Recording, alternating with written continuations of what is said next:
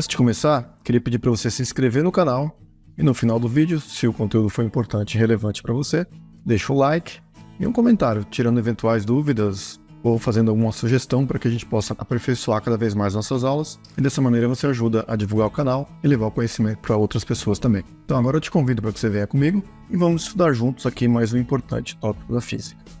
Bora para a aula? Vamos dar uma olhadinha agora nessas simulações aqui, veja só. Eu tenho aqui a superfície de um líquido, né? Aqui eu tenho uma torneira, né? E a gente vai colocar, vai dar um pulso, vai pingar uma vez só. Olha só o que acontece.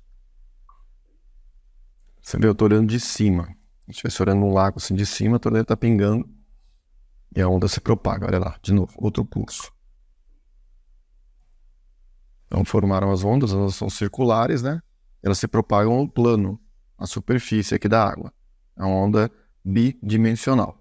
Se eu soltar vários pulsos aqui, ó, vamos imaginar, eu vou agora pingar várias gotas, uma após a outra. Então cada vez que pinga vai formar um padrão de ondas. Aí eu estou olhando aqui para ondas circulares, né? Essas frentes de ondas estão se propagando aqui. Essa parte mais clara representa a parte mais alta, né? A elevação da água. E a parte mais escura, a parte mais profunda. Como é que seria se a gente pudesse olhar isso aqui de lado? Vamos ver? Olha lá, apenas um pulso se propagando, a onda vai atenuando aqui, né?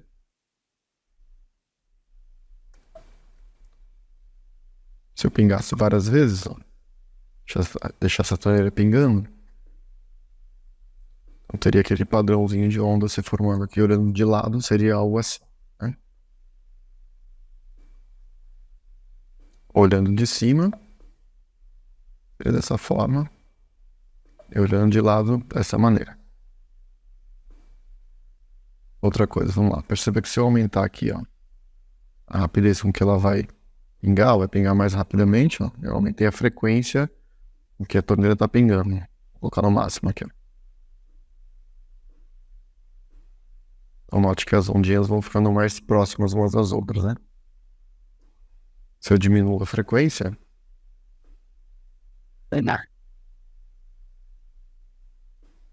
elas vão se afastando mais aqui, tá vendo? Posso aumentar a amplitude, que é a altura dessa onda aqui, ó.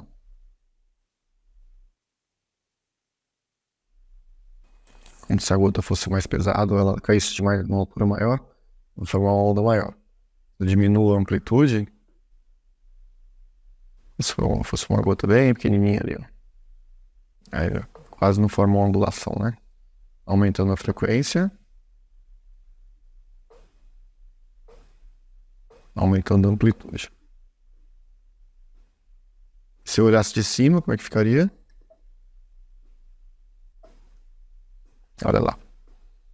A frequência está no máximo, tem várias ondinhas aqui, ó.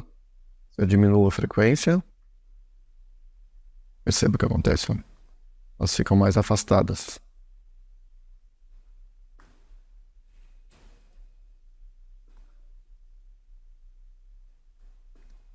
Aumentei a frequência novamente.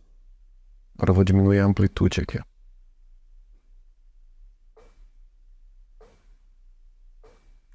Pode ficar bem clarinho agora, né? Como se ela não ficasse muito alta, né? Na verdade ela não fica muito alta. Se eu aumentar aqui a amplitude, ó,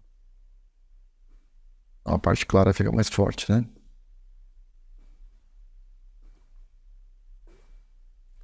Vamos voltar para nossa onda na corda aqui na outra simulação. Vou fazer a mesma coisa que eu fiz lá, só que eu vou, com esse oscilador aqui, ó, eu vou aumentar a frequência, veja só. Perceba que a corda tá girando bem rápido, a corda tá oscilando bastante, né? Aumentei a frequência. Note, ó. Tô girando bem rápido. Vou diminuir a frequência agora.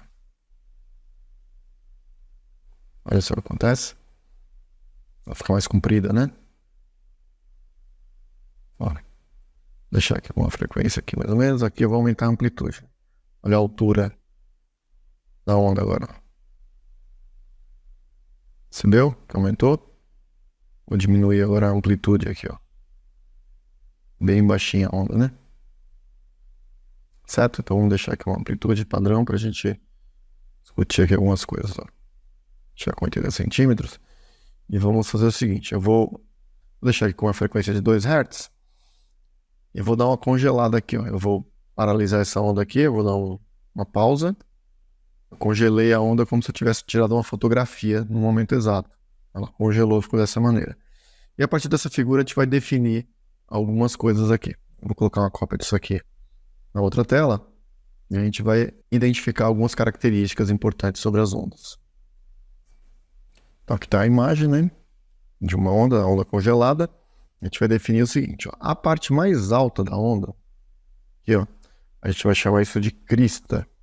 Então nós temos uma crista da onda aqui, a outra crista aqui, ó, o topo da onda aqui é uma crista. Temos outra crista aqui, ó. A parte mais baixa da onda é chamada de vale. Temos um vale, temos outro vale aqui, ó. Essa barriga da onda aqui, entre aspas, ó, essa barriga aqui, ó, ou essa aqui, né, também, né, ou ainda essa outra aqui, ó, essas barrigas aqui da onda que a gente chama de ventre.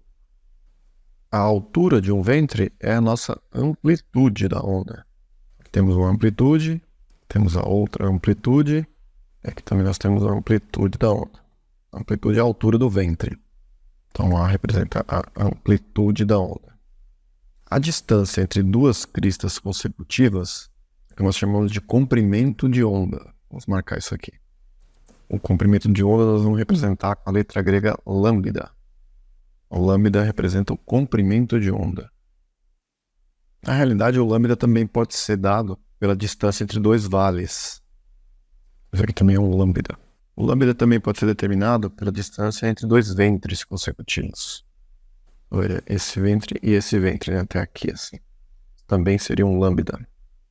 Então, o comprimento de onda, na realidade, você escolhe um ponto qualquer da onda e vai até o outro ponto consecutivo a partir do qual a onda volta a se repetir. Outro conceito importante também sobre as ondas é o período, é o tempo de uma oscilação. Então, vamos definir aqui, ó, T, esse é o período, né? Período é o quê? É o tempo de uma oscilação. E a frequência da onda é o número de oscilações dadas a cada intervalo de tempo. Então, a gente pode definir isso aqui matematicamente da seguinte maneira. A frequência é o número de oscilações, n, dividido por ΔT, é o intervalo de tempo. Se nós considerarmos n igual a uma oscilação, então o intervalo de tempo passa a ser o período, passa a ser igual a t. E aí, substituindo o n aqui e o ΔT por t, nós chegamos aqui numa relação bastante importante, ondulatória, que diz o seguinte, que a frequência é 1 sobre o período. Ou seja, a frequência é o inverso do período. E vice-versa. O período é o inverso da frequência. Se o período for dado em segundos, então a frequência será dada em Hz, Hz. Hertz significa uma oscilação por segundo.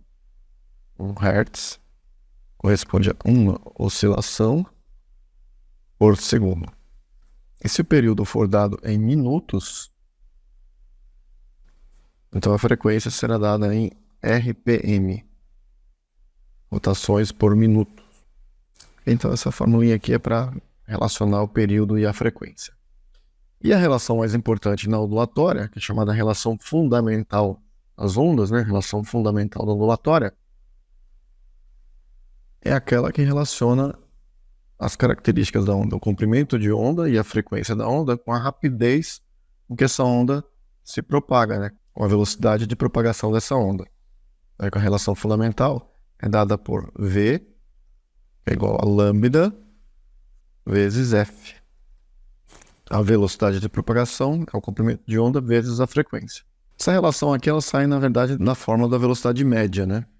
Então você pode fazer facilmente a demonstração disso aqui, calculando o ΔS, que seria a distância que a onda percorre, que a energia percorre aqui, né? Que é o lambda, dividido pelo intervalo de tempo, que é o ΔT. Então ficaria lambda sobre ΔT.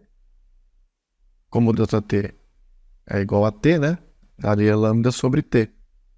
Então eu poderia escrever isso aqui também, ó. V igual a lambda sobre o período. Comprimento de onda sobre o período. Essas duas relações são equivalentes, né? Esse lambda seria o ΔS, a velocidade aqui, e esse t seria o ΔT, né? ΔT é velocidade. Como o período é o inverso da frequência, se eu dividir por 1 sobre f, eu acabo caindo nessa equação aqui. Ela é mais conhecida dessa forma aqui, né? V igual a lambda vezes f. Ok? Então agora o que a gente vai fazer? A gente viu rapidamente um resumo dessa teoria aqui, agora a gente vai aplicar isso nos exercícios, né? Ver alguns exemplos e treinar um pouquinho mais, tá bom?